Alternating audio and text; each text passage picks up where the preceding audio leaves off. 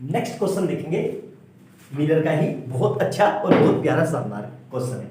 ठीक है, simple simple से क्वेश्चन है और बच्चों से इन क्वेश्चनों में भी गलती हो जाती है। क्यों गलती हो जाती है?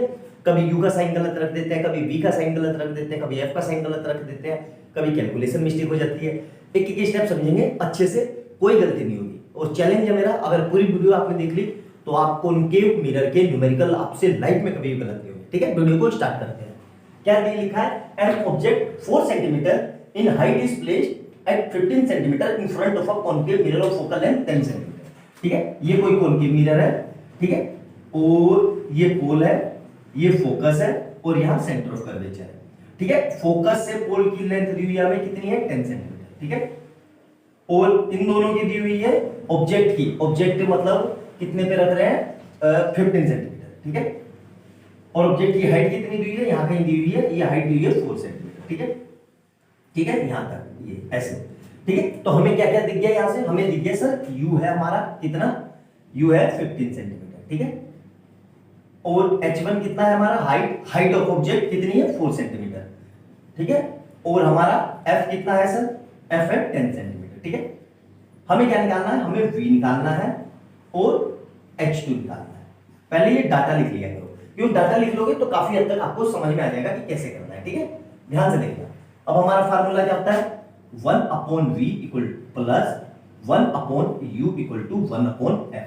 ठीक है, या इसको ऐसे भी लिख सकते हैं 1/f equal to 1/v plus 1/u। दोनों का मतलब एक ही है, मैथ में आगे पीछे लिख लो कोई फर्क नहीं पड़ता। ठीक है, जब प्लस में लिखा हो। ठीक है, यहां तक समझ में आया? अब वैल्यू रखेंगे। f कितना है? f दिया हुआ है 10, और यहां पे कैसा होता है? फोकस लेंथ माइनस में होती है, किसमें? कॉनकेव मिरर के केस में। तो ये कितना आ जाएगा? माइनस का 10। ठीक है, इज इक्वल टू 1/v हमें निकालना है, प्लस और ब्रैकेट लगाएंगे 1/u कितना है हमारा? u है हमारा माइनस का 50।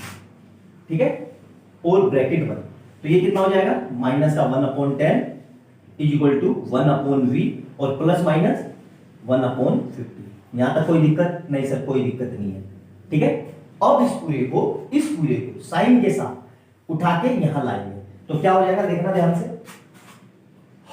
1/v तो ऐसे ही रहा, और इधर कितना लिखा हुआ है? माइनस का 1/10, और ये उधर आगे क्या हो जाएगा? प्लस का। तो थोड़ी सी गैप करके लिख रहा हूं।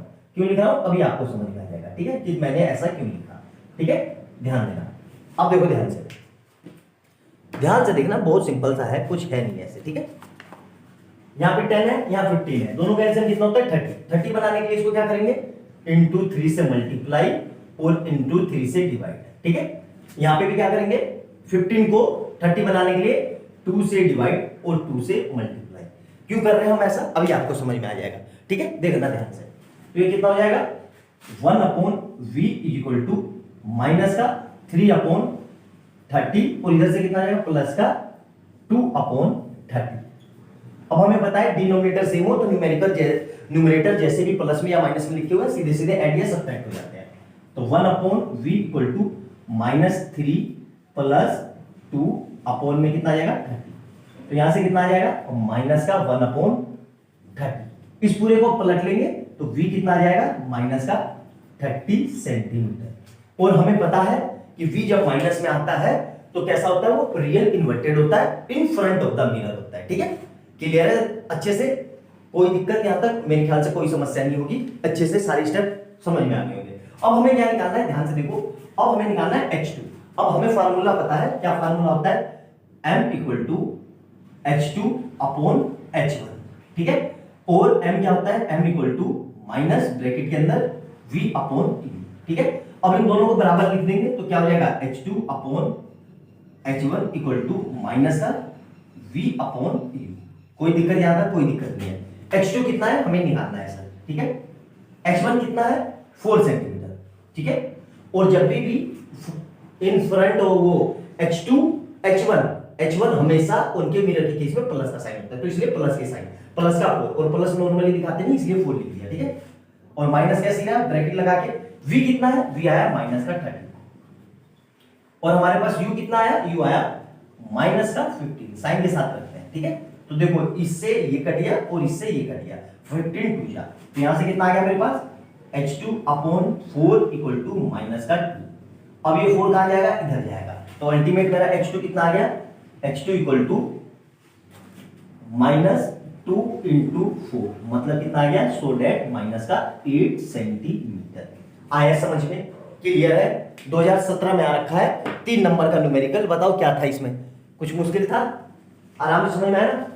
अच्छे से देखना, एक एक स्टेप समझना, ना समझ में आए दोबारा से देखना। ऐसा हो ही नहीं सकता कि आपको समझ में ना आए। मैंने इतने अच्छे से वेल एक्सप्लेन किया है, ठीक है? एक एक चीज बताई हुई है और उसको लिखना कॉपी में, ठीक है? तभी आपको लॉन्ग टाइम तक याद रहेगा, वरना भूल जाओ, ठीक है? वीडियो अच्छी लगे तो लाइक एंड सब्सक्राइब कर देना और कमेंट सेक्शन में अपना सुझाव जरूर देना कि आपको कैसा लग रहा है।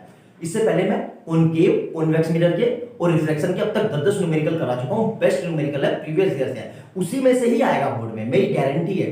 डाटा भी चेंज ही नहीं होंगे, बस आप उनको अच्छे से देखना, रिकॉल करना, एक एक स्टेप समझना, आपको पूरा समझ में आएगा। आई बात समझ में? मिलते हैं अगली वीडियो में। बाय बाय दोस्तों।